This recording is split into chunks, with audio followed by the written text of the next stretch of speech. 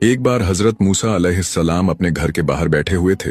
तभी एक फटेहाल इंसान कांपते कदमों से हजरत मूसा अलैहिस्सलाम के पास आया। उसका बदन धूप से झुलसा हुआ, आंखें सूजी हुई और दिल बोझ से भरा हुआ था। आते ही वो जमीन पर गिर पड़ा और रोते हुए कहने लगा, ऐ अल्लाह के नबी हजरत मूसा अलैहिस्सलाम, मैं बहुत गरीब हूँ, दिन रात मेहनत करता हूँ, मगर कभी पेट भरकर खा नहीं पाया। अगर मेरी रोजी तय है तो अल्लाह से कहिए कि मेरी पूरी उम्र का हिस्सा मुझे एक ही दिन में दे दे, ताकि कम से कम एक दिन चैन से जी लूं।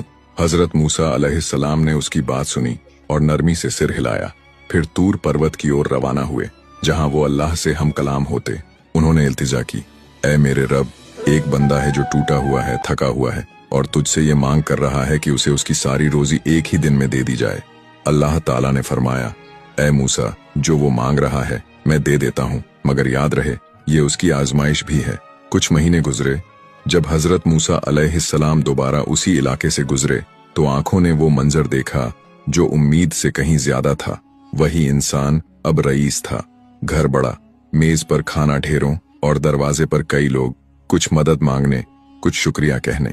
हजरत मूसा ने अल्लाह से अर्ज किया, ऐ मेरे रब, तूने तो उसकी पूरी उम्र की रोजी एक ही दिन में दे दी थी, फिर ये रहमत और बरकत अब भी क्यों जारी है? अल्लाह ने जवाब दिया, ऐ मूसा, जब मैंने उसे दौलत दी तो उसने उसमें से सिर्फ एक दिन का हिस्सा अपने लिए रखा और बाकी सब मेरी मखलूका में बांट दिया। उसने भूखों को खिलाया, यतीमों को सीने से लगाया, मुसाफिरों को आसरा दिया।